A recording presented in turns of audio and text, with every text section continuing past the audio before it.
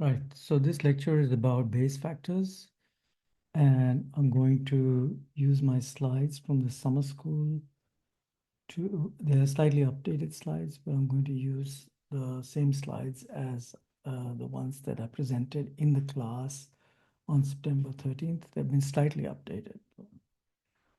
Okay, so talking about Bayes factors basically allow you to compare two alternative models and decide which model better accounts for the observed data that you have. So for example, imagine that you have two competing models, M1 and M2, and you want to decide between these two. So it's a model selection problem, right? So in order to figure out which model is better given the data, we can compute the probability of each of the two models, M1 and M2, given the observed data.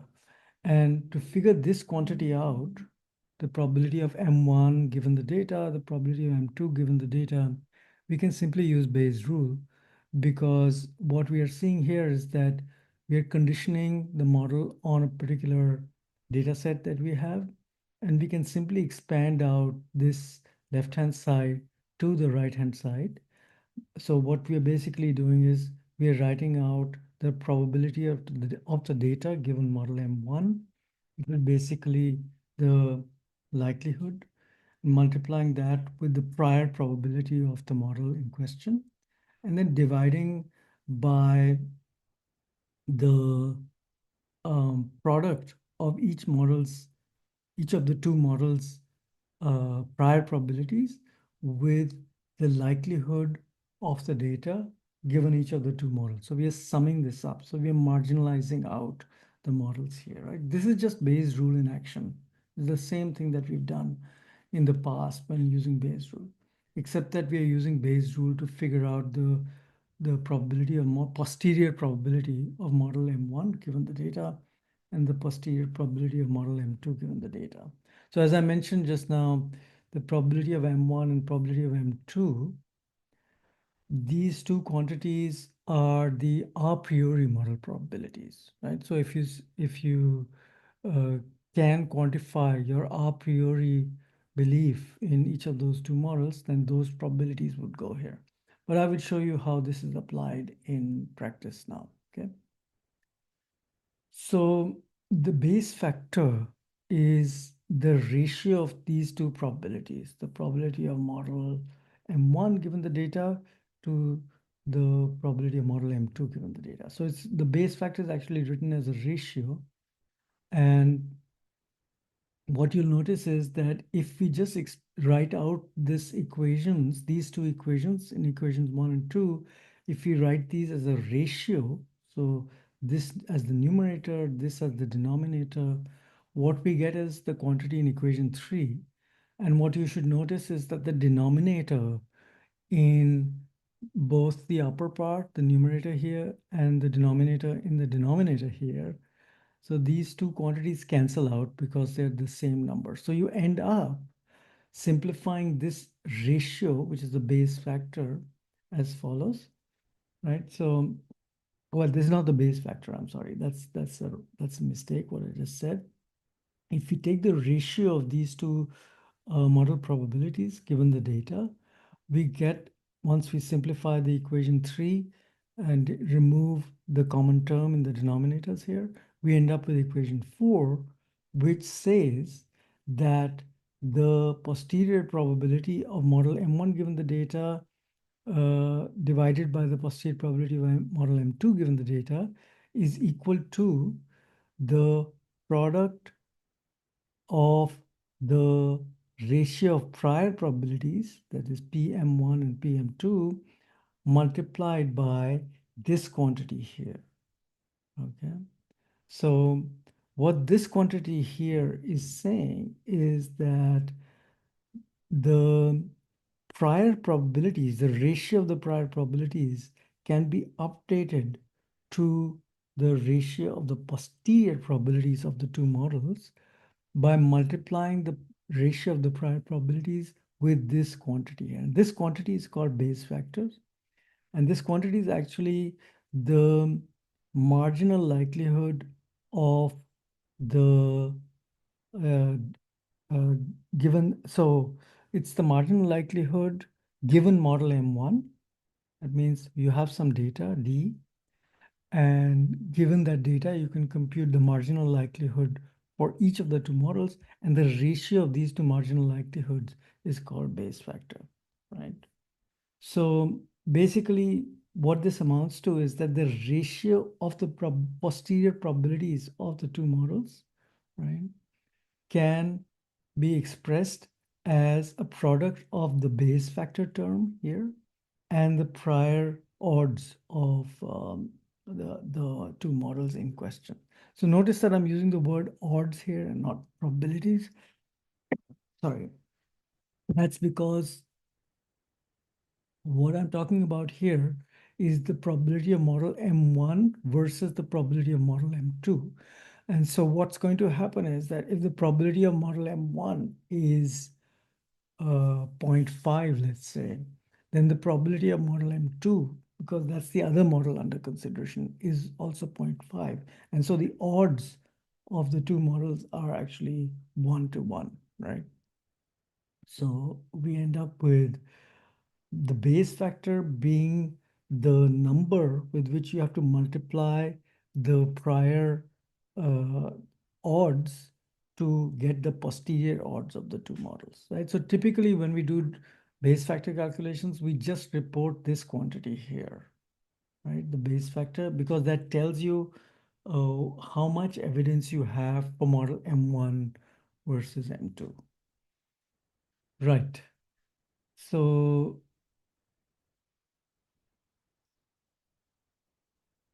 right, so this ratio here represents the each of the quantities here, the numerator and the denominator, they represent marginal likelihood, the marginal likelihood of the observed data given each of the models under consideration. So this is the marginal likelihood under M1, and that's the marginal likelihood under M2. And the ratio of those two is the Bayes factor.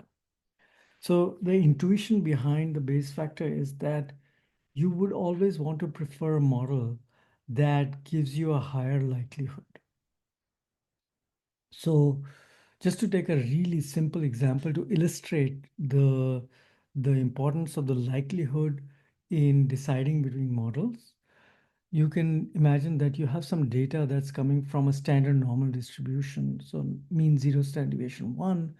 Now, if you get these independent and identically distributed data points from such a distribution, then the likelihood of the data when you set the mu value to 0 is going to be higher than the likelihood of the data given any other value of mu, right? That's the property of the maximum likelihood estimate, right? That we have seen in chapter 1. So the higher likelihood under one particular value of the mean versus some other value of the mean is telling you that that higher likelihood implies that the data are more likely to have been produced by the model with a mu of 0 rather than some other value like mu of 10 or something, right? So I'll just illustrate that in a moment. So the practical consequence of that is that we would prefer to assume that the data were generated by a normal 0-1 distribution rather than a model where the underlying likelihood is a normal 10-1, right? So let's see how this plays out with actual, simulated data. So suppose I produce 100 independent and identically distributed data points that are coming from a standard normal distribution, right? This is a normal distribution with mean 0, standard deviation 1. Now, once I have the data, I can actually compute the log likelihood under the assumption that the mean is 0 and the standard deviation is 1. So this is the log likelihood that I'm producing for those X data points, right? The 100 data points. Then I'm summing up the log likelihood because these are independent data points. So technically, I would multiply the likelihoods, but on the log scale, I would just be adding them up, right? So that's why I take the sum of the log likelihoods here. That gives me the log likelihood under model M0, a model with mu 0. And that number this number represents the log likelihood of the 100 data points under the assumption that the data are coming from a normal likelihood function with mu equal to 0. So that's minus 145. And now suppose I compute the log likelihood of the 100 data points under the assumption that the mu is some other value other than 10, other than 0. So in this case, I've taken 10 as an example. So now I've computed the log likelihood under the assumption that mu is 10. And now what I get is a log likelihood that is much smaller than the likelihood I got with mu equal to 0. So this difference in log likelihoods is actually telling me you know, how giving me a criterion for choosing one model over the other. Clearly, the model with mu equal to 0 has a higher likelihood. Yeah. So I would choose model the model with mu equal to 0. And you can just formalize this by taking the likelihood ratio, right? So the likelihood of the data given the first model versus the likelihood of the data given the second model. By first and second model, I mean these two normal distributions serving as the likelihood function. And because I'm talking about the likelihood ratio on the likelihood scale, if I'm working with log likelihoods, that ratio becomes a difference of log likelihoods, right? So that's how I end up with this difference in log likelihoods. And we can see that the log likelihood of model with mu 0, of the model with mu 0 is much, much higher than that of the model with mu 10. So this likelihood ratio or the log likelihood difference is nothing different from the analysis of variance, right? This is the standard frequentist analysis of variance here in action. So what we are going to do is something more sophisticated than this simple likelihood ratio test, right? Because if you notice what I'm doing here is when I'm computing the log likelihood, I'm computing the log likelihood given a point value for the parameter of interest, right? Here, mean is 0, the mu is 0, and in the other model, the mu is 10, right? Those are point values, right? So in the ANOVA, what we do is when we are comparing two models, we set the parameter of interest to some null hypothesis value and the maximum likelihood estimate, a point value of the parameter of interest given the data. So that's why I say that the Bayes factor is a more sophisticated version of the ANOVA because it takes the uncertainty of the parameter of interest into account. And I'll just illustrate that in a moment. But the basic idea is the same. The Bayes factor is literally like the frequentist ANOVA with a slight twist, which I will just explain. Okay. So what we're going to do is we're going to compare two models, like call them M1 and M2, and we're going to compute the Bayes factor using the equation I showed you earlier, right? The derivation I showed you earlier. And notice that whenever I write a Bayes factor value, that Bayes factor is always written with reference to two models, and it is customary to put a subscript to indicate which model appears in the numerator and which model appears in the denominator, right? So I could easily have decided to compute the Bayes factor of model M2 versus M1. So M2 could be in the numerator, M1 could be in the denominator. So what would change then is that I'm comparing M2 to M1 rather than M1 to M2 here. And then I would write my Bayes factor as BF21 to indicate which model appears in the numerator and which one appears in the denominator. Okay.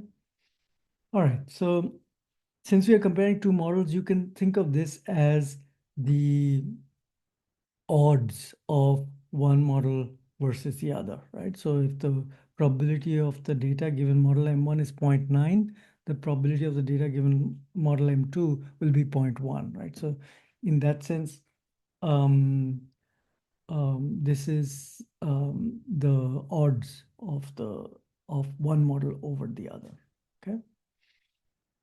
So, so as I just mentioned, the Bayes factor is similar to the frequentist likelihood ratio test or the ANOVA, but the big crucial difference in the Bayes factor is that the likelihood is um, integrated over the parameter space. It's not maximized. So we don't take the maximum likelihood estimate. we are going to integrate out the parameters to compute a marginal likelihood. And I'll just illustrate that, right? So to illustrate this idea of computing the marginal likelihood, let's start with a really simple example. Suppose we have binomial data, right? So a subject has answered, let's say, 10 questions, and they get 9 questions, 9 responses right. So our data is 10 trials and 9 successes, okay? So just the standard binomial case. So let's start by specifying some competing models to decide which model makes more sense or has better support given the data that we have. So obviously, we're going to use the binomial likelihood function here. And remember that the binomial likelihood function is parameterized by the number of trials n and a probability parameter theta. And so what we are going to do is the n is of course fixed by us. So it's not really a parameter in that sense. But theta is a parameter, so it needs a prior. Okay. So let's start with a simple model, M1. That will be our baseline model that will compare any other model that we develop relative to that model, M1. So this model presupposes that the parameter has a point value theta with value 0.5, and the probability of that value is 1, right? So basically, what I'm saying in this model is that I've specified a very, very sharp prior on the theta parameter, and that sharp prior looks like this, right? So let me just, yeah. So the sharp prior looks like this. On the parameter theta, I could define a prior, oh, sorry, could define a prior at the value 0.5, right? For the theta parameter. Remember that theta can range from 0 to 1. So I've defined a prior for theta which says that the probability of theta having the value 0.5 is 1. Okay. So this is a discrete prior on the theta parameter. That's my model M1. Okay. This is model M1.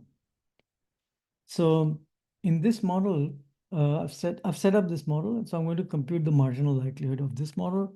But we could also set up an alternative model M2 that defines another kind of discrete prior, which says that the theta parameter could have either the value 0.1 or 0.5 or 0.9 with equal probability. Okay, so that's also another kind of discrete prior, and that looks like this. Right, so I could define as different prior for model M2. So this prior would say that theta could have 3 possible values, all with equal probability. So 0 0.1, 0 0.5, and 0 0.9. Okay, so that's my theta possibilities, and the probability of these 3 values, because the probability has to sum up to 1, the probability of each of these 3 values can be assumed to be equally likely, right? Equal probability. Therefore, 1/3 is what will turn up here. So that's another kind of model. There are two different models now. There is model M1, model M2, and the difference between the two is the prior specification in those two models, okay? We could also set up a third model, right? So I'm just showing you examples of possible models you could set up. So third model, M3, could assume a vague prior on theta, which ranges from 0 to 1 with equal probability, right? That's our beta 1, 1 prior. It's just a uniform prior. So I'll just draw it out for you just to remind you what this looks like. So for theta, I could define a prior that allows all possible values between 0 and 1. Therefore, here I have 1 as the density, and every possible value is equally likely here. Okay, so now this is the continuous prior for M3, right? This is different from the first two models where I have discrete priors on the theta parameter, but in M3 I have a continuous prior on and on the theta parameter. Okay. So just as an illustration, let's start by first computing the marginal likelihood under model M1. So in model M1, the likelihood is this quantity here. If you remember the probability mass function for the binomial, n choose k, theta to the power of number of successes, that is 9, times 1 minus theta to the power of Number of trials minus the number of successes. That is 1, right? So if I just plug in the numbers here, I've got 10 trials, 9 successes. So 10 choose 9. 0.5 was my prior value for theta, so it's point value. Therefore, if I just simplify this equation, just plug in zero point 0.5 here and zero point 0.5 here, I'll get zero point 0.5 to the power of 10, right? And now we know how to compute this marginal likelihood, no problem. We just take the d binom function, 9 successes, 10 trials, probability of success 0.5. The marginal likelihood under this toy model is 0.00976. Okay, so that's the probability of the data given model M1. Okay? That's the marginal likelihood under model M1. We can do the same calculation now for model M2, which, as you recall, is this model here, where are 3 possible values of with equal probability of theta, right? So what I would then do is to compute the marginal likelihood, I'm going to compute the likelihood under each of these 3 values, 0.1, 0.5, and zero point 0.9, right?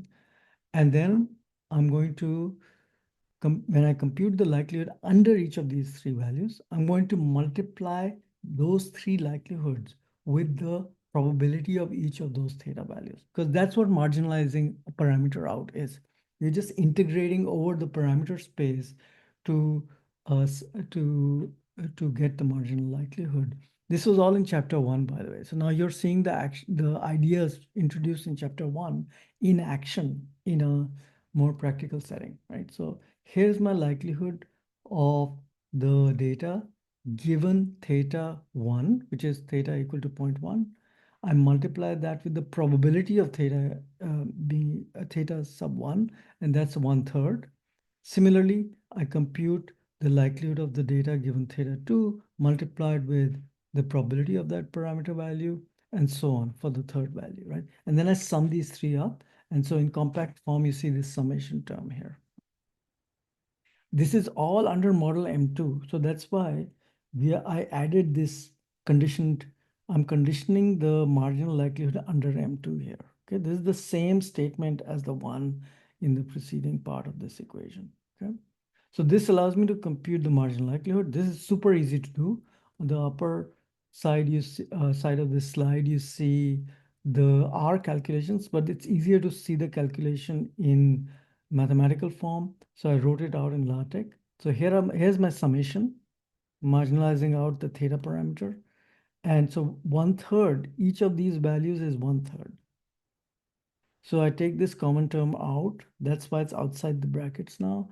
And inside the brackets are the 3 likelihoods. Okay, so theta 1, theta 2, and theta 3. So I'm summing up the likelihoods by marginalizing out that parameter. And the value I get is 0.132. So what I'm getting here is the marginal likelihood of the data given model M2, right? Now you can already see that the marginal likelihood is higher under model M2 compared to model M1, right? But how much higher? That's what the Bayes factor gives you. It gives you a quantitative summary of the difference in the marginal likelihoods between the two models. And we are now going to compute that Bayes factor. And the Bayes factor calculation for model M1 versus M2 would be whatever we calculated for M1 versus what we calculated for M2, the ratio of those two, and that's 0.07. Now, 0.07 tells me that model M2 is more likely. Normally in a paper, I would report how much more likely model M2 is compared to model M1. So if I take the inverse of this, I'm basically computing the Bayes factor to 1 with model M2's marginal likelihood in the numerator and model M1's marginal likelihood in the denominator, right? So what I get is if I take the inverse of 0.07, I get 14.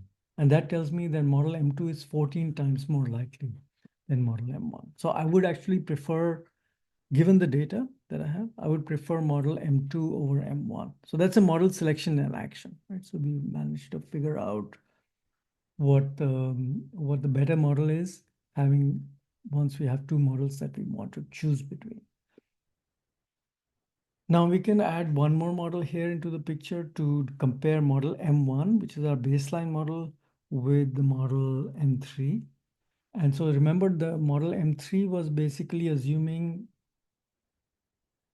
what was model M3? It was assuming a uniform prior over the theta parameter. So now the problem is that we can't just use the summation that I just did, this summation that I just did. This is not possible anymore because the theta values are continuous, right? So we're going to have to use integral calculus for this, right? So what we're going to do is exactly what I just did earlier. I'm going to integrate out the theta parameter. That's what this equation is saying. You're summing over all possible values of the theta parameter. Now, technically, the problem here is because the theta values are continuous between 0 and 1, this is an infinity of values, right? So I can never actually do a discrete summation because between any two numbers in a continuous real number line, there will be an infinity of values. So I'll be there forever, basically, right?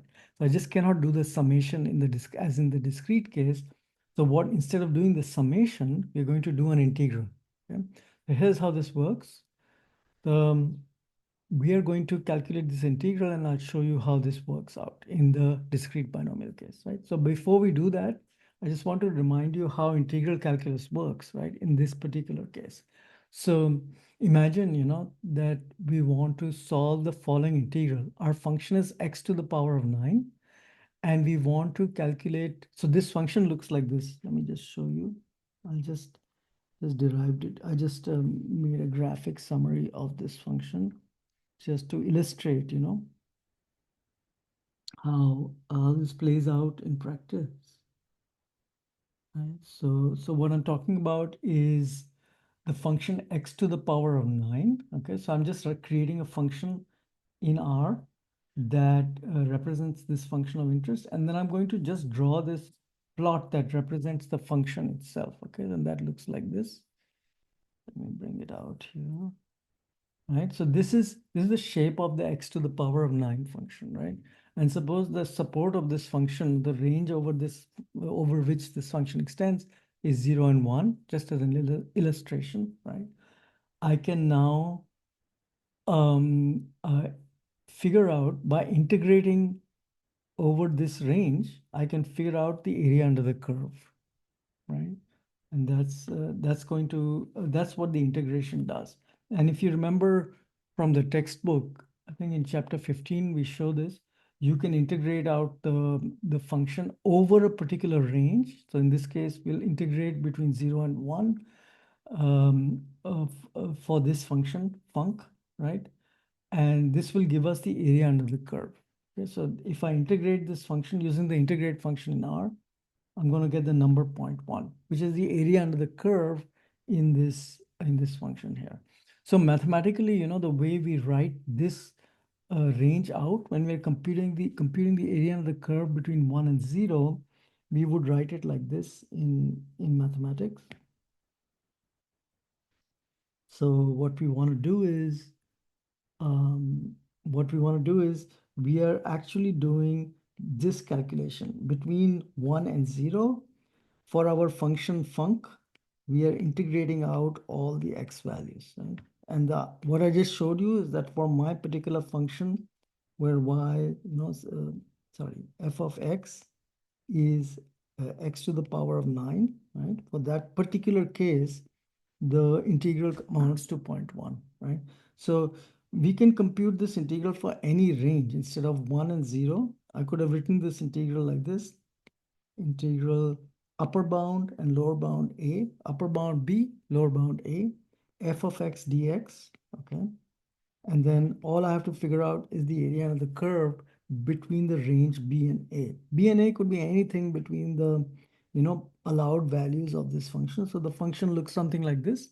Sorry, I didn't get this exactly right, but it looks something like this.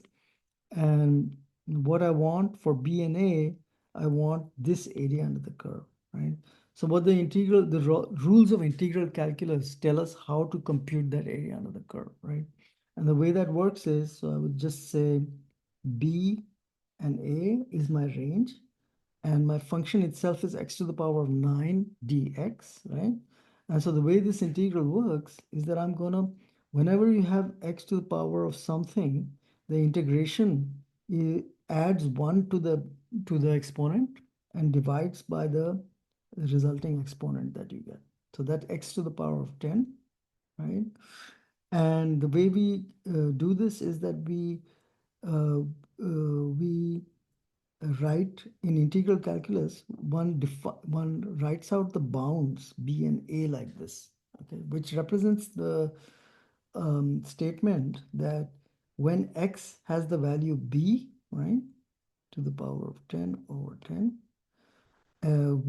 so we are basically, so going back to this figure here, we are computing the cumulative probability here under the curve with b as the upper bound. If you remember, we've done this kind of thing with p norm and so on, right? When we did p norm calculations with the normal distribution, if I ask you to calculate the probability of having a value like b or something smaller than that, right? That's what we compute. That's actually an integral that's happening there. Okay? The p norm function is actually calculating an integral. Okay. So that's what I'm doing here. I'm calculating the integral of the cumulative value at b, and I'm going to subtract that cumulative probability is going to, I'm going to subtract out the cumulative probability of the b, of the, sorry, of the a value, in this integral. And so that's what these square brackets are supposed to represent. B minus a, the cumulative probability of b minus the cumulative probability of a, and it's written like this, right? So if I expand out the preceding square brackets, it's what I'm actually computing is a to the power of 10 over 10, right? So what happened in our case when b was 1, when I had set b to 1 and a to 0 in the R code that I showed you earlier, what this equation amounts to is 1 to the power of 10, right, divided by 10 minus 0 to the power of 10 divided by 10. Now this term becomes 0, or is it 0? 0 to the power of 10. What is 0 to the power of 10? Let's check that, okay? What is 0 to the power of 10? 0, right? So obviously what this amounts to, sorry, I've lost my space now. Yeah, this is 0. The second term is 0. This term is 0. Therefore, what I have is 1 over 1 to the power of 10, 1 over 10, right? Because 1 to the power of 10 is just 1, right? You can check that if you're not sure about this, okay? Just check it. Every time you're unsure about, what these exponents mean, you can check this, okay? So it's 1. Therefore, that's how I end up with 0.1. If you remember when I did the integration, that's how I ended up with, oh, where is it gone? Here. In the integration, that's where the 0.1 comes from, okay? So that's how you do integral calculus for these simple functions, right? Obviously, if the function here is not x to the power of 9, but some really complicated expression, then you have to take a few more steps to get get the answer, but it's all doable, okay?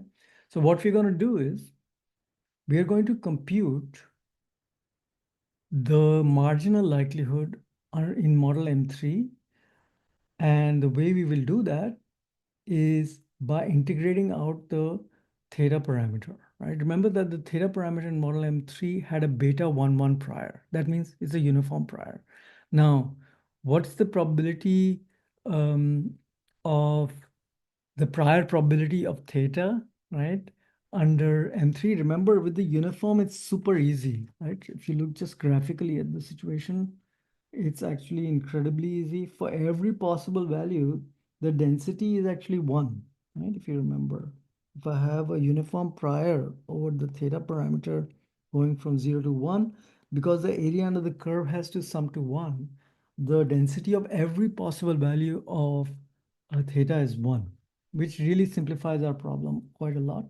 So here I'm computing the probability of each possible, the density of each possible value given M3. Now, what's the beta distribution? Here's the beta distribution. This is the gamma function in R, okay? And so when I have a gamma function all I do, if I plug in the A, alpha, and beta values, alpha is 1 and beta is 1 in my prior for theta. I'm just going to plug in those values here and get a constant term. And then I'm going to resolve this equation as well by plugging in 1 and 1 here, right? So let me do that first.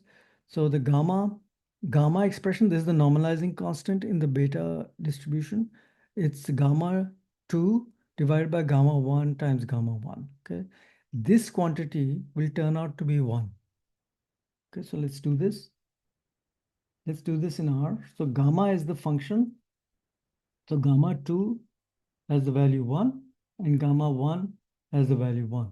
So if I take gamma 2 divided by gamma 1 times gamma 1, I still end up with the number 1. So this is number 1. And here I've got theta to the power of 1 minus 1, 1 minus 1, 1 minus 1. 1 minus 1 is 0. So anything to the power of 0 is 1. So the whole thing comes down to 1, which is really which is really this graphical summary here, right? So basically this number 1 is what I'm getting in the end. All right, so coming back to why do I need this? I need this to calculate the marginal likelihood. So I'm going to do the marginal likelihood calculation now. I'm integrating out the theta parameter, if you remember, right? So the integral now simplifies because there was one more term here, if you remember. If I look at the equation again for the probability of data given M3, go back here, right? Here there was this term here, but this term will always have the value 0. I just showed you that, right? Sorry, gosh, that's really stupid. This term will always have the value 1. That's what I just demonstrated. That's what I just demonstrated here, right? Therefore, I can simply drop this term here when doing the marginal likelihood calculation, right? It'll always be 1, right? So what I have to now do is there's a 1 over there, so I can just ignore it. And so all I have to do is solve this simple integral. So if I replace this term with the with the likelihood functions, the probability mass function, right? With theta as the variable here, right? So now again, I'm in the same situation I just showed you with this toy example of the integral. I'm just doing this kind of calculation here, except that x is replaced by theta here, okay? So look here, what I have is x theta to the power of 9 minus theta to the power of 10. What this will do when I do the integral here, it'll be theta to the power of 10 divided by 10 and theta to the power of 11 divided by 11. That's what this calculation here is, right? And the range here is 1 to 0. Therefore, I've got the 1 to 0 here. And now if I simplify this equation, I will get 1 over 11, right? So that's the integral that I had to calculate to get to the marginal likelihood under model M3. So now I know the marginal likelihood under each of the 3 models. The first model, the baseline model M1, had marginal likelihood 0.009. The second model had some other higher likelihood, some 14 times larger or something. And this is 1 over 11, the marginal likelihood under model M3. So now I can compare models M1 and M3, using Bayes factors. I can compute the ratio BF1 versus 1 versus model M1 versus M3. And what I get is 0.009 divided by 1 over 11, which is zero point 0.1, which tells me that the model M3 is again more likely than model M1. And you can actually quantify that by just taking the inverse of this value, the reciprocal of this value. So 1 over 0.107, right? This gives me 9.3. So model M3 with this beta 1 prior is about 9 times more likely than the model with theta equal to 0.5. So intuitively, the Bayes factor makes a lot of sense because if you look at the data is 9 successes out of 10 trials, right? This is more likely to have come from a model where theta can have a broad range of values, including zero point 0.9, right? And a more conservative, a more strict model that assumes that theta can only have the value 0.5 with probability 1, that model is much less likely given that you've just observed 9 successes out of 10, right? So it makes a lot of sense intuitively what the Bayes factor is actually telling you, right? So let's take this now to a more general setting. But one thing I want to point out is that what psychologists generally do, and I mean, Bayes factors are very popular in psychology, so they use them a lot. And the convention in psychology is to, when you're computing a Bayes factor of model M1 versus M2, whatever these two models are, the convention, which comes from a 1939 book by a physicist, the convention is to argue that you have decisive evidence for model M1 versus M2 if the Bayes factor is larger than 100. And then there's particular other ranges that, Jeffries, who's the 1939 author, this physicist, right? Jeffries came out with this scale for deciding whether you have strong evidence or weak evidence or whatever for one model over the other, right? So, of course, you should remember that these Bayes factors calculations should not be treated like p-values. In the p-value world, in the frequentist world, a 0.05 is treated as some kind of sacred number, where if you fall below 0.05, you found evidence against the null and otherwise not. This is the gradient value that you're getting, right? So even if you get a Bayes factor of 2 to 3, right, that doesn't mean that you have no evidence for model M1. It just means that you have slightly more evidence for model M1. And notice here that the one big advantage of the Bayes factor is that you can end up in a situation where the Bayes factor gives you strong evidence for the null model. That's something that you can't directly compute in the frequentist paradigm unless you do, other kinds of tests like the two one-sided t-test or something like that. But in the standard frequentist p-value calculation, you either reject the null or you fail to reject the null, right? And in the frequentist world, the only way that you could do the standard frequentist test, compute a p-value, and argue for the null is if you can already show that before you ran the experiment, you ran an experiment with very high statistical power, right? So I discussed that in class as well, but I won't harp on that issue much. You can read my frequentist textbook if you want to know more about that issue. But what I'm saying here is that one of the big advantages that should be apparent from the Bayes factor calculation is that you can end up with strong evidence or you can end up with evidence in favor of the null over the alternative model. So you can argue in principle for a null model. All right, so the next important point about the Bayes factor is that the Bayes factor is highly sensitive or can be highly sensitive to the choice of prior. So this is very different from the frequentist paradigm because the p-value based, frequentist likelihood ratio test will give you one value, one p-value for one given data set. There's no room for any variation there because it's all based on the maximum likelihood estimate, which will be a point value given the data. So in the Bayes factor, the prior, as I showed you, in fact, I just showed this in my demonstrations here, the prior can have a dramatic impact on your conclusions about which model is more likely and which model is less likely, right? So as an exercise, maybe you want to go back to my examples here of model M1, M2, M3, and what you can try to do is to compare model M2 to M3 and see, which model is actually better among those two. So this is a very important point, which is not sufficiently stressed in many, practical uses of the Bayes factor. There's a tendency in the literature to use something called default priors for the parameters of interest. This is a very dangerous thing to do in general because if you have a vague default prior on the parameter of interest when comparing two models, that will tend to bias your Bayes factor in favor of the null, making it much harder to find, unfairly harder to find evidence for the alternative, even though there may be actually strong evidence for the alternative. So the basic approach you should take when using Bayes factors is to calculate a range of Bayes factors for increasingly informative priors so that the reader can decide, under different prior assumptions for the parameter of interest, what the evidence is for one or the other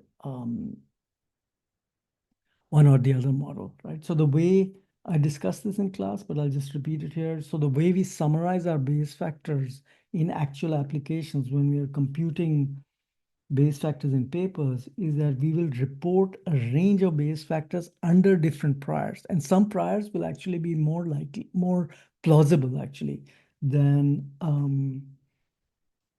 some other priors that we might use. And it's very rare that a vague prior on your particular problem will be the appropriate prior for a Bayes factor calculation. So let me just show you an example of how we report our Bayes factors.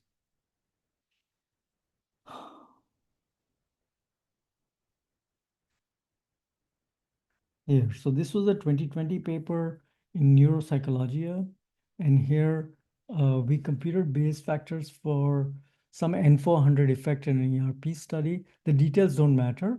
What I want to show you is that we are computing Bayes factors under different priors. So all these dots that you're seeing here, these dots represent Bayes factors computed under a prior. This one, for example, is assuming a prior on the target parameter that is normal mean 0 and standard deviation 2. And this dot here on the left edge is assuming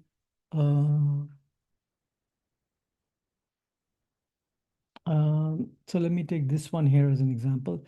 This one is assuming a normal zero, a normal distribution prior on the parameter of interest with mean 0 and standard deviation 0.5. So this is a more informative prior than a prior with standard deviation 2. So what we do is we report a range of Bayes factors, and this dark line that you're seeing here is representing the range of variability that we assume to be a priori more likely in the problem that we are studying, okay? And so this dark band is actually the more plausible range of priors. This is less plausible. This is less plausible here. And so these values should be taken more seriously as evidence for one or the other model. And as you can see in this data set, in the model, in the Bayes factor calculation, we get some evidence in favor of the null here. So not very strong evidence in favor of the null, but there is some here. Okay, and similarly here we're getting evidence in favor of the null. In other Bayes factor calculations, where is it? Here, for example, right? There was a late positivity that we were studying.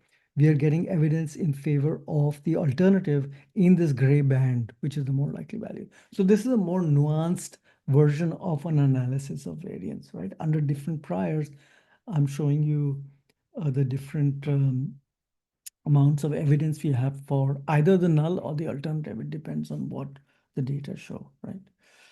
So that's basically the importance of the illustration of the importance of the prior, in Bayes factor calculations. This is a very heavily neglected detail about Bayes factors that people need to pay attention to. And I would strongly recommend that apart from reading the chapter in the book, you read the Shah et al. Paper from 2021 in psych methods. Okay, so I have a reference at the end of the slides for this. You should read that paper though. I think it's an important paper. So anyway, prior sensitivity. So let's look at this, okay? We're going to compare, we can set up a fourth model, okay? Where we have discrete priors on a discrete range of possible values on theta. So let's say I decide to have a discrete prior on theta such that I have possible values 0 0.1, 0 0.2, 0 0.3, 0 0.4, all the way to 1. And each of these possible values has probability 1/10. So it has to sum up to 1, right? So this is also a discrete prior now, right?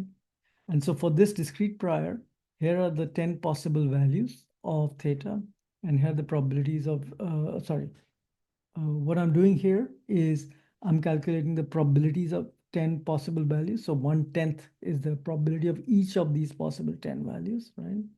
So I'm going to use these two pieces of information to calculate the marginal likelihood.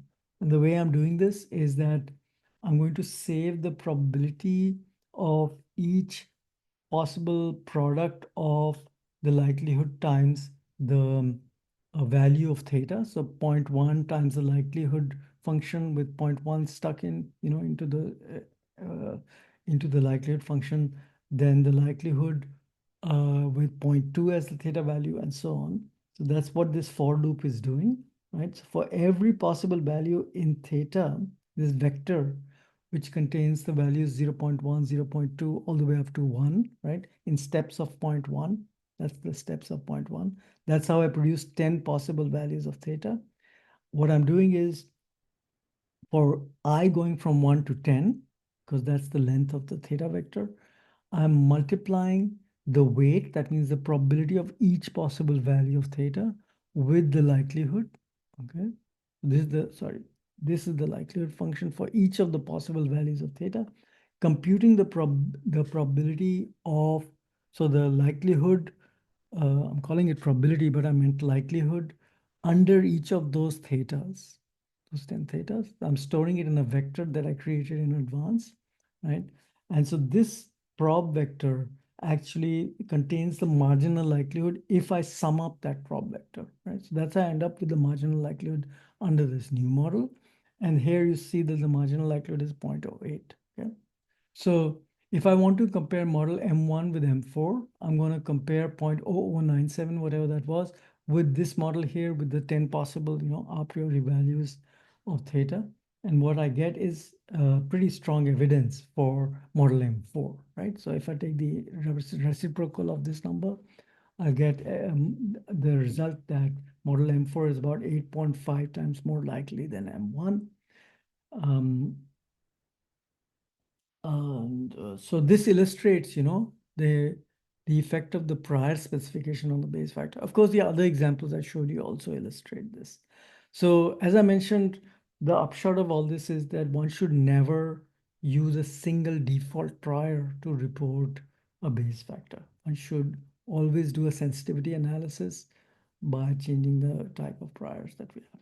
So the second part of my lecture is basically showing you how to practically use Bayes factors with large data sets fitting complex hierarchical models, right? So there are four basic methods that you can use, right? Of course, there might be more, but these are four methods that I just, laid out for this lecture.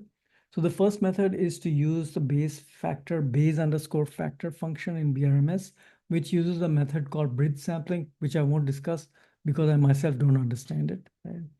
And you can use this Bayes factor function to compute Bayes factors for complex data sets involving hierarchical structure, like I showed you in the previous lectures of this course. The only problem with Bayes underscore factor is that it's very time consuming. So it takes a long time to fit compute the Bayes factor, and it may not work if you have gigantic data sets. Okay. So the other approach, which works better for large data sets and complex data sets with lots of data in them, is to use the hypothesis function, which is also in BRMS. And this uses something called the Savage-Dickey density ratio method, which I'll just explain. So the third method is to use this Bayes test R package, which also uses bridge sampling. So it's very similar to the BRMS Bayes underscore factor function in BRMS, and this is just as slow as Bayes factor, so it takes a long time to compute. Okay. Method 4 is approximation that I developed for situations where you want a fast approximation. So it's not actually a hugely original method that I developed. It's just using a standard result in statistics, which to my knowledge, nobody ever thought of using in conjunction with the Savage-Dickey method. So it's a very fast approximation. You hardly need to do any waiting for this. There's hardly any waiting time, I mean, but I only use this approach when I have no choice, and I'll show you an example of that. Okay, so first of all, before I go to these four methods, I have to explain what the Savage-Dickey density ratio method is. So the method works like this. The Savage-Dickey density ratio method assumes that the two models that you've set up have a restriction that the null model is a proper subset of the full model that you are exploring. So just like in ANOVA, in the frequentist ANOVA, we generally have this property that we set up a null model where the parameter of interest has value 0 or 0.5 or whatever, and alternative model is assumed to have some value which is estimated from the data itself, right? That's the frequentist method. So that's a nested model. That's how we do nested model comparisons, right? In the frequentist ANOVA. So that's the limitation of the Savage decay ratio method, is that you can't use two models that are completely different from each other. So the examples I showed earlier, the binomial case, I had defined four models. One was the baseline model, and the other three models had different kinds of priors. And in principle, I can compare any model with any model, like M2 with M3, M3 with M4, M2 with M4, and so on. But the Savage decay ratio assumes that the null model is properly nested inside the full model. And I'll give you an example of that in a moment. So it's just like the frequentist ANOVA, okay? The constraint, I mean. So let's work with this now. So basically, the assumption in the Savage decay method is that the null model has a point value. So point value null hypothesis, just like the frequentist case. So for example, if theta is the parameter of interest, we're going to define theta sub 0 as some point value that is the value assumed in model M0. And once we've done that, the Savage decay approximation for the base factor is going to be just exactly the same ratio that we saw earlier at the start of this lecture. But the surprising thing with the Savage decay method is that this ratio of the data given model M0 to the data given model M1, this ratio with reference to the two models ends up referring only to model M1.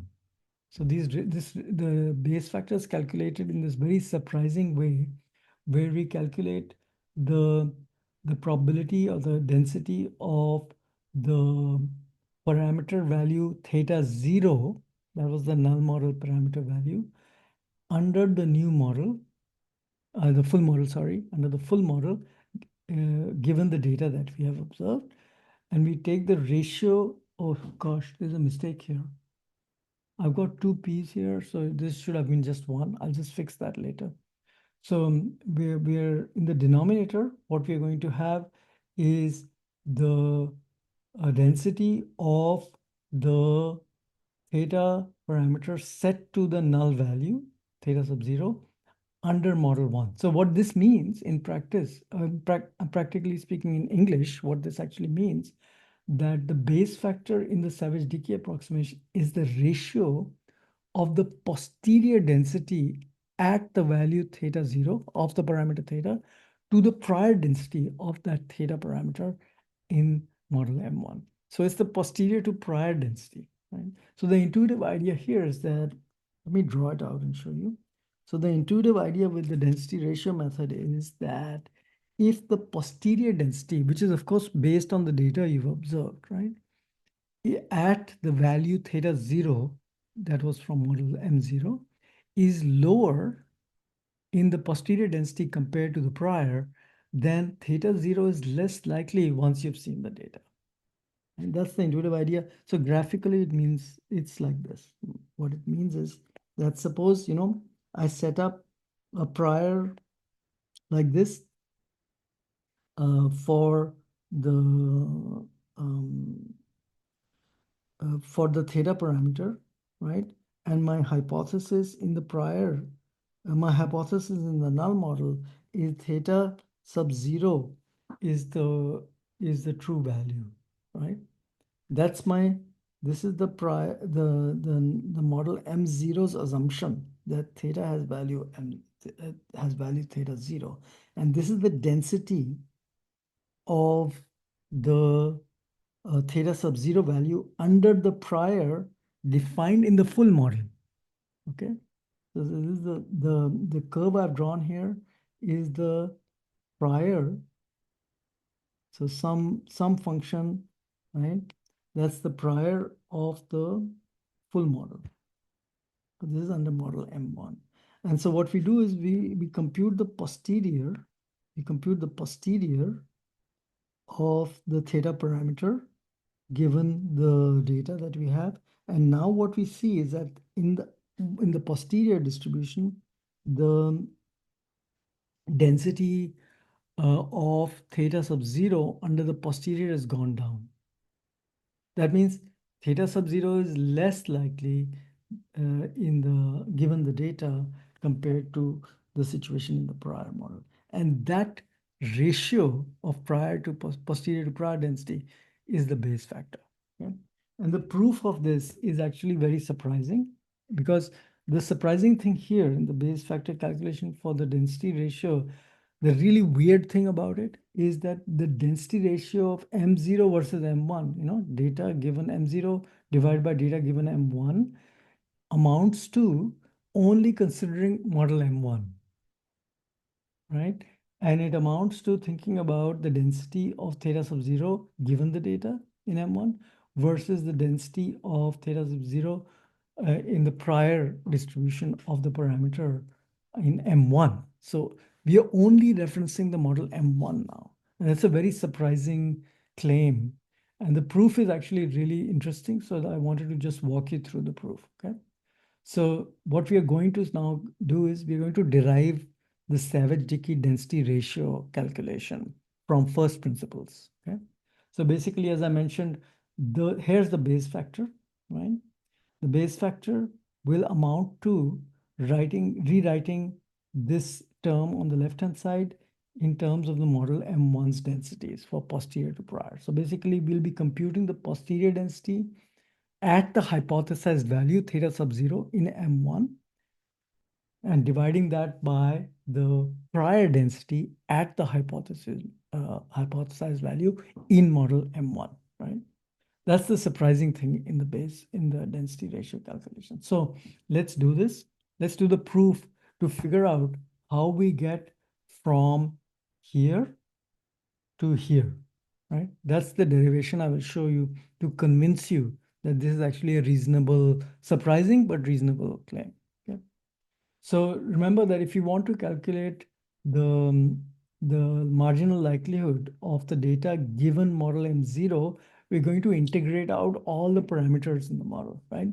So in this case, we will be integrating out all the other parameters other than theta to get the probability, the marginal likelihood of theta given M0. Why? Because uh, theta has a fixed value, okay, in the null model, right? So we are integrating out all the other parameters that would be in the model, right? It might be just one parameter or multiple parameters. We integrate those guys out to get the marginal likelihood of the data given M0. And so the interesting thing here is that if, remember I said earlier that the Savage-Dickey method only works if you have a nested null model, nested properly inside the full model, right? So given this condition that M0 and M1, which is the full, M1 is the full model, given that these two models have the same structure, when theta has the null value of theta sub 0, we can rewrite the right-hand side, this right-hand side can be rewritten in terms of model M1, because this marginal likelihood under model M0 is going to be the same under model M1 when theta has the value theta sub 0. Right? So notice what I've done here. Earlier, I did not reference theta at all. But now what I'm doing is, what I'm saying is that whenever theta has the hypothesized null value, right, we will have exactly the same likelihood, marginal likelihood, as in the null model. So I've changed this M0 to M1 here. So that's the move. That is the surprising move, going to when you start referencing the full model in doing the Bayes factor calculation. So now another interesting thing is that the right-hand side in this equation, is basically just integrating out the delta parameter or parameters, right? So it can be written out like this. So once I've integrated out the delta parameters, they disappear, right? These will disappear. And so I will end up with the marginal likelihood of the data under the assumption that theta has the specific value theta sub 0, and we are talking about model M1, right? So I've rewritten the integrated out, expression in this form here. Now, cast your mind back to the Bayes rule. Right? Bayes rule simply says that if the probability of A given B is equal to the probability of B given A times the probability of A divided by the probability of B. That we have already established in chapter 1. Now, if I replace A with D, the data, and B with the expression theta equal to theta sub 0, I'm just rewriting this equation as this equation here. And so what we are ending up with a new statement here about how we can get to the the probability of the data given that theta has value theta sub 0 in model M1. Okay, I've dropped model M1 here for now, but I'm going to put it back in because the whole expression is conditioned on model M1 here, right? Because we're trying to calculate this quantity. So, okay, so let's go on. So what we now have is because we're talking about model M1, I'm going to condition the whole expression um, under M1. And that's why M1 suddenly appears here, because I'm conditioning everything on M1 now.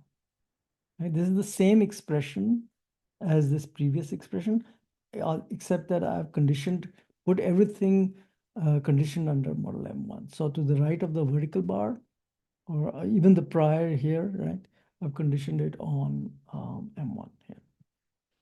Okay, so now the interesting step that happens is that I originally wanted to compute this ratio, the probability of the data given M0 divided by the probability of the data given M1, right? Now I'm just going to plug in the numerator here, this expression that I just derived. So that's this expression here in the numerator. And remember in the denominator, I have probability of data given M1. But what's surprising here is that this term, this probability of the data given M1 appears in both the numerator and denominator, and therefore it cancels out. And it leaves us with the surprising result that I can compute the Bayes factor of M0 versus M1 by only referencing the M1 model, right? What I'm doing is, as I said, this is the density of um, the value theta sub 0 once we've seen the data, so in the posterior, compared to the density of theta sub 0 in the prior for model M1. Okay, so that's how we get to this surprising calculation of comparing the prior to posterior density in the um, Savage-Dickey density ratio method. Okay, so now I've explained this method, where it comes from, the logic of this method. And so I'll now walk you through the analysis. So basically, this is really easy now. If you're going to use Bayes underscore factor, you define your two models, your null and full model, right? And incidentally, because we are not using Savage-Dickey here, these models can be non-nested. They don't have to be nested in each other. Okay? So I think that's true.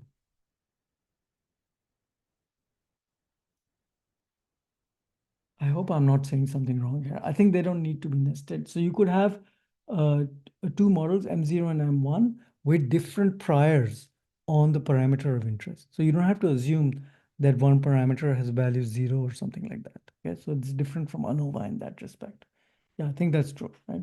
So you can compare the two models in the way that I showed you, with models M1 through M4 with the binomial likelihood. So as I mentioned, Briggs sampling is the method used here, and the method is more flexible because they don't need to be nested, but it's more time consuming because it takes a long time to compute the Bayes factor here. So we generally use, parallel computers clusters to do the Bayes factor calculations when using the Bayes underscore factor function. It takes a long time sometimes. So here's how this works. Okay, again, I'm going back to my English relative clause data. I load the data, code up the predictor, this is the sum coding like before, set up my priors, and notice that I have a relatively informative prior here, okay? And The way the base factor will be calculated is that you define your full model. So this is the full model with the predictor slope here, right? And what you have to change when you're doing the bridge sampling, you have to increase the number of iterations to 10,000, 20,000, 30,000 or something. And you also have to write this one command in the BRM function, which says that you have to save all the parameters for doing the bridge sampling. And then we also fit a null model with the predictor, the SO predictor missing. So that's the model with no fixed effect for SO. Everything else is the same, right? Except the priors, of course, different now because there's no slope. And so we've got two models that we fit. This is the null model with a null value, hypothesized value for the slope parameter. So we are doing the classical ANOVA style comparison now. We are testing whether we have evidence against or for the model that assumes that the value of the object versus subject relative clause is zero, right? That's what we're doing. And what I'm saying is that you could have had two models where you have two, different priors for the, oh, sorry, not here, two different priors for the SO, the fixed effect slope, right? So you could decide which model is better. Doesn't have to be nested. Right now I'm showing you a nested model comparison, okay? Just for simplicity and just because it's a very common thing to do. Right?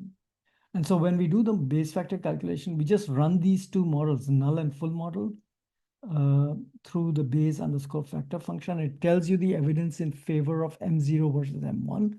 The meaning of this is determined by the order in which you put in the two models, right? The null versus first. So the evidence is clearly for the full model here, not the null model, right? And so if you are reversed, the order in which you put in the models, you will get the evidence for the full model. So it's about 4.43. Okay? So that gives you evidence in favor of there being a non-null effect between object and subject relatives, right? So one thing you should pay attention to is that you should run the base underscore factor command multiple times to check that this number is stable, right? By stable, I mean in the decimal points, there might be some variation because it's an approximation, but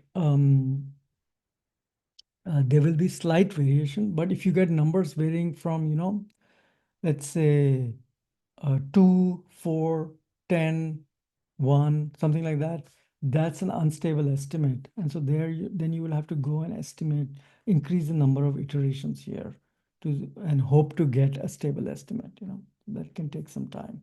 So you should always check by repeatedly running the base underscore factor function to see if the fit is stable, the estimate is stable. And for large data sets, you'll have to simplify the model, maybe just varying intercepts. But there are better ways to do this, like the Savage-Dickey method and so on. So you can look into that as I will just show you, right? So the second method uses the Savage-Dickey method. It's the hypothesis function in the BRMS package. Oh, sorry. What have I done? Yeah. And so there, what you do is you again define the full model. This is the full model just like before.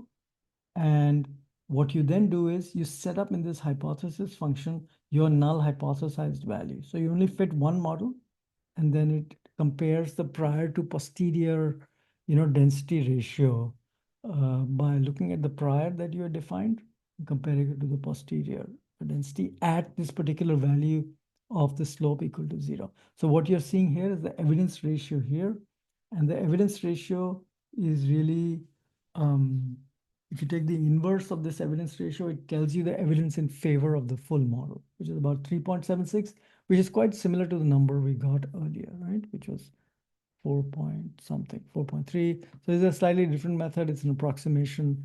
It gives you pretty much the same ballpark estimate of the base factor. Okay? The third method is to use base test R, the package called base test R. And this also uses bridge sampling. I just looked at this article to figure out how to use it. And you load the library first, having installed it, of course. Then you fit the full model, again, fitting the full model. And I've got the same priors as before, okay? And then you fit a null model, again with the some null priors, right? priors for the null model, and then you do the Bayes factor models comparison M1 against M2. So the syntax here is that you define what the denominator is and what the numerator is. And so then it does this calculation, computing the marginal likelihoods, blah, blah, blah. And then what it tells you in the end is, oh, where is it gone? Yeah, here. It tells you the Bayes factor is 4.47, which is pretty similar to what we just got, right? It's very similar to what we got earlier. Okay, so that's the three methods that I mentioned. And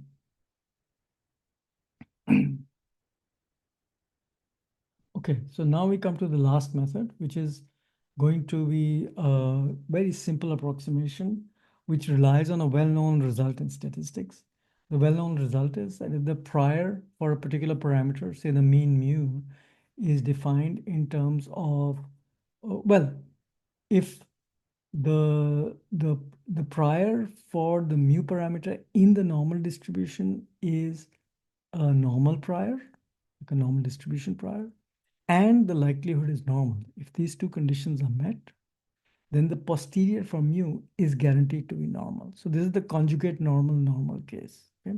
We have seen examples of this in the course, like the Poisson gamma and the beta binomial cases were conjugate cases. So this is a famous result in statistics, in Bayesian statistics.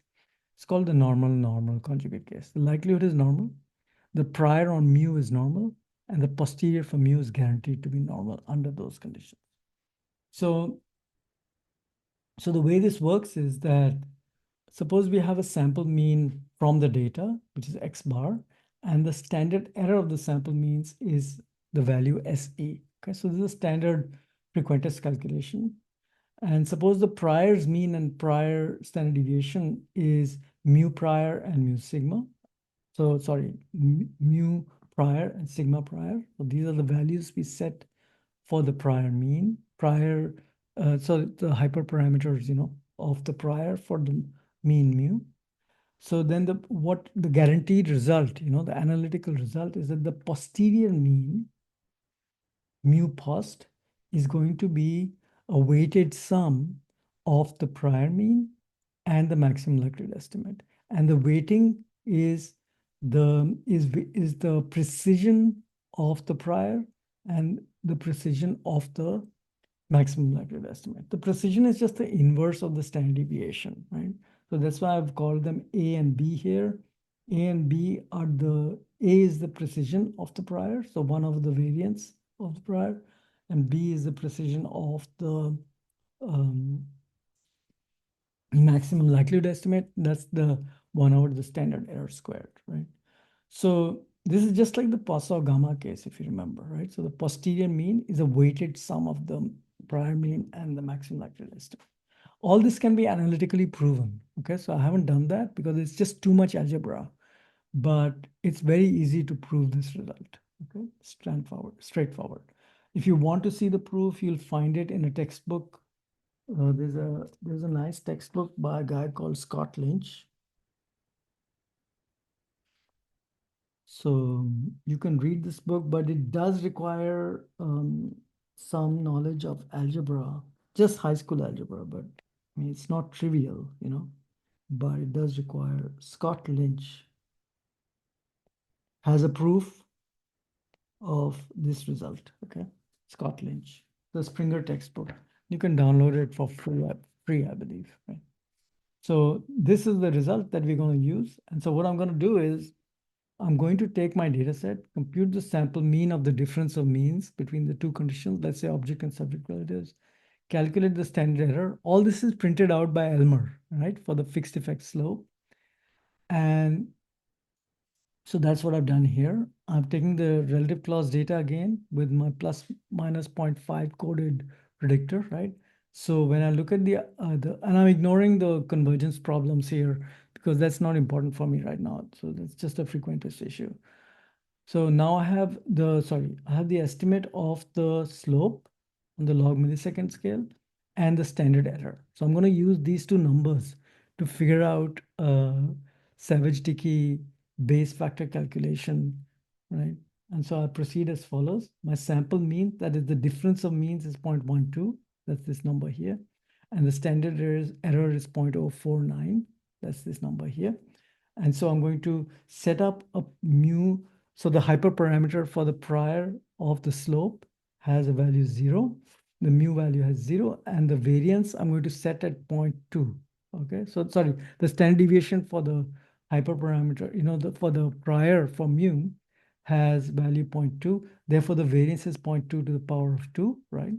And so now I can define the A and B parameters. Remember the weights that I just mentioned. So I've computed the weight of the precision of the prior and the precision of the data, right? The difference of sample means.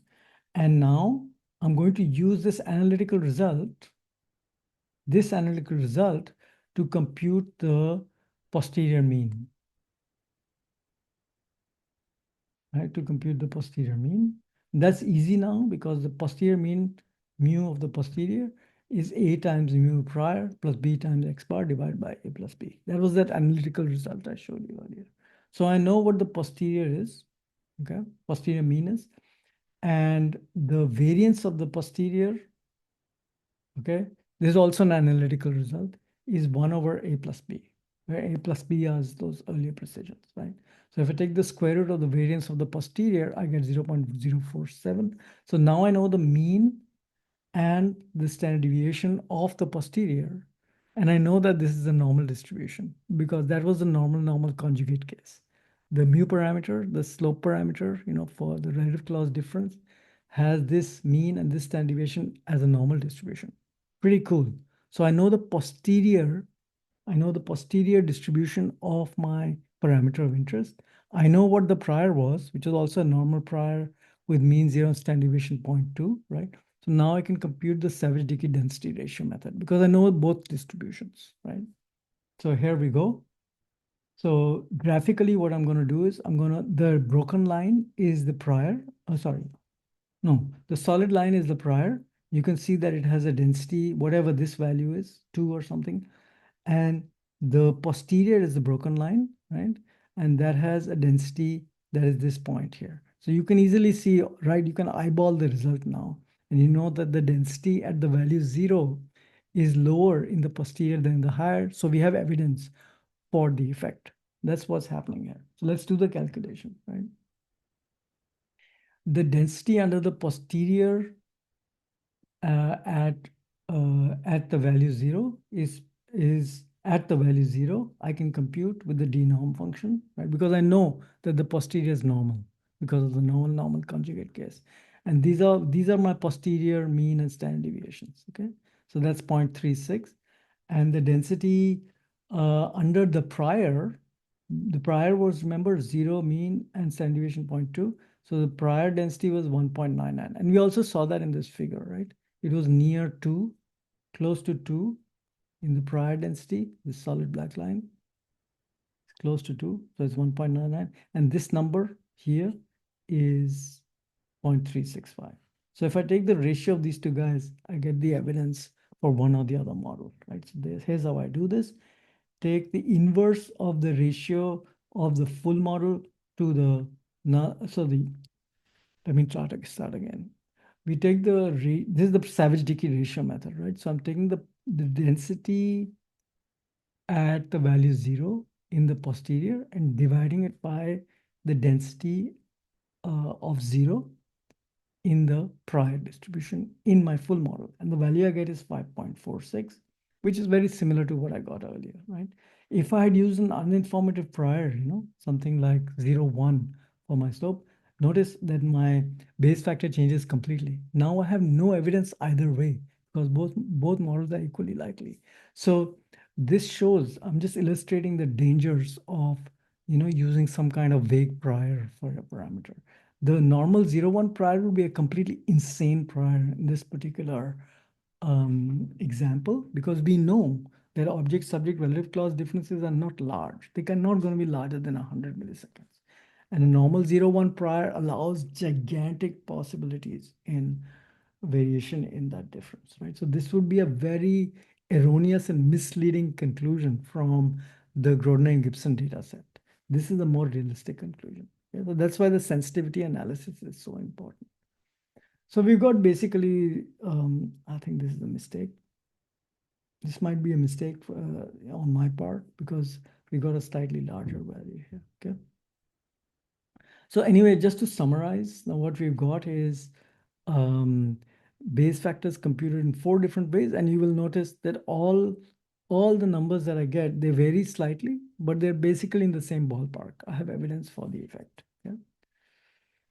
So the last thing I want to show you is how you could use this method for in a practical situation where you only have 2 pieces of information from a published data set. If you have the difference in means and you know, let's say the confidence interval of the difference of means. This is usually the minimum information, that we report in published papers. So let's start with that, okay? How to do a Bayes factor analysis given this minimal information. First of all, we're going to work on the millisecond scale here. We can't work on the log scale because the published paper, for example, may have reported the results on the millisecond scale. Too bad, we work with that, no problem, right? So what we have is the sample mean difference is -50. We know what the credible interval is. It ranges from -15 to 115. See that here? Oh, sorry, -115 to +15. And so the total width of that interval is 15 plus 115, right? I hope this is obvious because many people get confused when they think about the real number line, You have to remember what a real number line is actually. So that's why the foundations, that we learn in high school and middle school, that's why they're so important. And you can easily get confused. If you've got, oh no, I should have drawn it like this, sorry. So this is the real number line. Here's 15 here, and here is -115. So if I ask you, what's the width of this interval? What's the width of this interval? This size is 115 units, and this size is 15. So the width is 115 plus 15. Okay, so even though these negative signs should not confuse you. Okay, so you have to keep this in mind when computing this. And as I mentioned, if the confidence interval has width 100 and what is it, 30, right? If the width of if this width, right, is 130, that means that the standard deviation of this distribution is going to be 130 divided by 4, right? If the width is 130, then the standard deviation is going to be, this width will be 4 times the standard deviation, right? Because 2 times standard deviation in this way and -2 times standard deviation this way covers 95% of the area under the curve in a normal distribution. Therefore, if I want to calculate the standard deviation, I'm going to divide the width by 4, okay? The biggest mistakes people make in this stage is getting confused by the negative value in one end of the confidence interval and a positive value on the other side. So keep that in mind, okay? So here's what I've done. 15 plus 115 divided by 4 gives me the standard error of the difference of means. I have a prior on the, let's say I decide on a prior for the difference in means such that the hyperparameter for the mu is 0 and the standard deviation is 50. So I've got a normal 0, 50 prior on the parameter which represents the difference of means between the two conditions. So I'm going to compute the mu prior, the prior variance I know, and so I can compute the A and B values because I know everything now. I know the prior variance, I know the standard error, so I compute the A and B values. Then I do my same calculation to get the mu of the posterior. So this is my posterior's mean, okay? And I get the variance of the posterior, which is 1 over the sum of the precisions, which is 27, okay? So now I know that the posterior has mean -35 and standard deviation 27. And it's a normal distribution because of the normal conjugate case, right? So here's what it looks like. The null model is this one here, the thin black line, right? And you can see that the density and the thick black line is the posterior.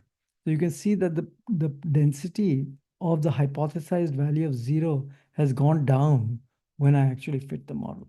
And so if I calculate the ratio, the evidence ratio, that means the evidence for the full model versus the null model, I get a value of 1.25, which is inconclusive. okay? Because both models are now equally likely. So this is an example, this is an actual real life example of a Bayes factor calculation that I did for a paper because the reviewer asked us to calculate Bayes factors for a previously published paper by somebody else. And that somebody else had done the analysis on the raw millisecond scale. So we didn't have access to the full data set. And all I knew from that previous work was the difference in means and the confidence interval. Okay. And so I used those two pieces of information to, under a reasonable prior that I decided on, to compute the Bayes factor result for that particular data set, right? So this is a very convenient simplification when you have limited information, but you still want to compute a Bayes factor, okay? So this paper, I guess I should tell you where this result was reported. It's still under review, this paper, but I think the paper is almost accepted by now in the Journal of Memory and Language. So let me see, where is that paper? I think it's this one. Yeah, yeah. So I'm talking about this practical application that I did of the simplification that I just showed you appears in this paper on OSF. So you can look it up. If you go to my homepage, the paper is this one. If you go to my homepage and let's go to Shoknacht. So this is one of my postdocs. She was the lead author on this paper. It's under review with JML, but it's almost accepted, I think, or it should be accepted in the next round of reviews. That's what I'm expecting. So the PDF here will get you to the OSF site, and so you can see how all the calculations were done, right? So that's the practical application of this simplification method that I showed you. And of course, the conclusion here would be that we didn't learn anything from that previous study under the prior that I showed you, right? We have no evidence for or against either way. It's inconclusive because the ratio is 1.25. Both models are almost equally likely. So that's basically the Bayes factor story. Here's the original Jeffries book, which lays out that table of how to interpret the Bayes factors. This paper is what I just showed you earlier on how we actually report our Bayes factors. And the Shard paper is a very important paper which lays out a lot of the issues in Bayes factors that you have to be careful about when you're doing such analyses. I couldn't discuss all of those things here because it just takes too long. There's too many issues. So you should check that out and read it carefully. Also the textbook chapter, of course, chapter 15. So that's it. I hope you found this lecture useful and all the best. I'm going to stop recording now.